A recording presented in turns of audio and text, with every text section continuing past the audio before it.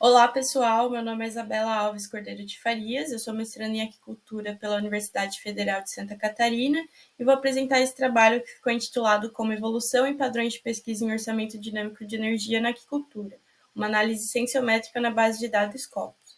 Esse trabalho foi realizado por mim, pela professora Cláudia Tasso Calil e pela professora Cátia Regina Lapa.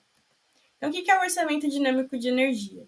Também conhecido como teoria DEB do inglês Dynamic Energy Budget, e é uma estrutura teórica e matemática amplamente utilizada na biologia e na ecologia, que descreve o uso da energia pelos organismos vivos ao longo de suas vidas.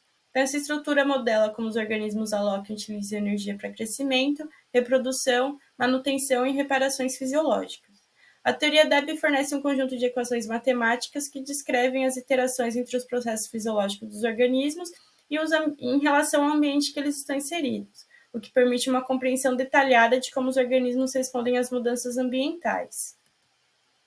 Aqui eu trouxe alguns exemplos de estudos utilizando a teoria DEB para espécies mais utilizadas em aquicultura.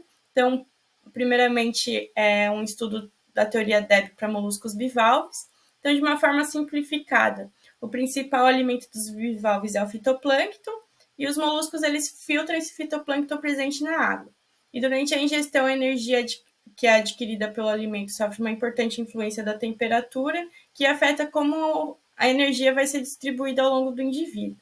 Essa energia que é assimilada é direcionada para a reserva energética e posteriormente para as diversas funções metabólicas, como a manutenção dos órgãos e reparações dos tecidos, e também para a reprodução e produção dos gametas. Aqui é um outro estudo da modelagem DEB utilizando peixes. Então, os peixes eles se alimentam e o que não é assimilado é excretado pelas fezes. E a energia que é assimilada é deslocada para as diferentes funções metabólicas dentro do organismo. E o peixe ele também sofre uma influência das condições ambientais. Os principais parâmetros é a temperatura, a salinidade, o oxigênio dissolvido e o pH da água. E similar que ocorre com os peixes, ocorre com os camarões. Então, a teoria DEB ela equaciona e cria modelos matemáticos de como a energia é assimilada para cada processo fisiológico e biogeoquímico em relação às condições de alimentação e às condições ambientais que esses organismos estão inseridos. E o que é a sensometria? A sensometria é uma disciplina que se dedica a medir, analisar e avaliar a produção científica e a disseminação do conhecimento em diversas áreas. É utilizado métodos quantitativos e estatísticos para examinar a pesquisa acadêmica, medir o impacto das publicações científicas e identificar as tendências e as colaborações entre os pesquisadores. Além do que, a sensometria desempenha um papel fundamental na avaliação da qualidade da pesquisa, no monitoramento do progresso científico e nas tomadas de decisões relacionadas à alocação de recursos e políticas científicas. Então, aqui eu trouxe algumas métricas e indicadores sensométricos, que são medidas quantitativas utilizadas para avaliar e analisar a produção científica, o impacto das pesquisas, a colaboração entre os pesquisadores e outros aspectos relacionados à atividade científica. Então, esses indicadores sensométricos podem variar desde medidas mais simples, como o número de publicações, e até métricas mais complexas, que consideram a influência, a qualidade e a colaboração entre as pesquisas. Então, dito isso, o objetivo do nosso trabalho é realizar uma análise sensométrica para identificar as tendências de publicações nas linhas de pesquisas que empregam a teoria DEB para estudo das espécies na área da aquicultura. Então, esse trabalho ele foi realizado utilizando a base de dados Scopus. Dentro da Scopus é possível fazer uma pesquisa avançada e as palavras-chave utilizadas foram Dynamic Energy Budget, entre aspas, o operador booleano ou, a palavra-chave DEB, o operador booleano AND e a palavra-chave Aquaculture. Então, foi obtida uma planilha em formato BibTeX com as informações dos artigos publicados com essas palavras-chave, e essa planilha foi transferida para o software RStudio, em que foi possível fazer uma análise exploratória e utilizar a ferramenta Bibliometrix. Essa ferramenta Bibliometrix é uma ferramenta do RStudio que permite a extração e análise de dados das bibliografias. Como resultado, então, foi possível identificar que o primeiro trabalho utilizando a teoria DEB para aquicultura foi em 1996 e vem sendo publicado até hoje, o ano de 2023.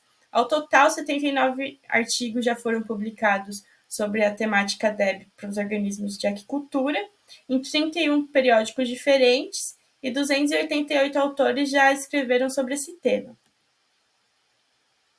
Então, aqui é uma linha do tempo, em que o primeiro trabalho foi em 1996, utilizando a modelagem de rotíferos, e só 10 anos após foi feito um novo trabalho utilizando a teoria Debye para organismos de aquicultura. Então, em 2010, teve um crescente aumento, com um pico ali em 2020, com 15 artigos publicados, e vem sendo publicados artigos até hoje, no ano de 2023. Então, aqui são os 10 principais periódicos que já publicaram sobre esse tema.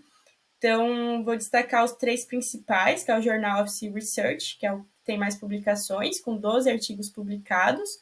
O Ecological Modeling tem 11 artigos publicados sobre o assunto, e a revista Aquaculture já publicou 9 artigos sobre a teoria Debye em aquicultura.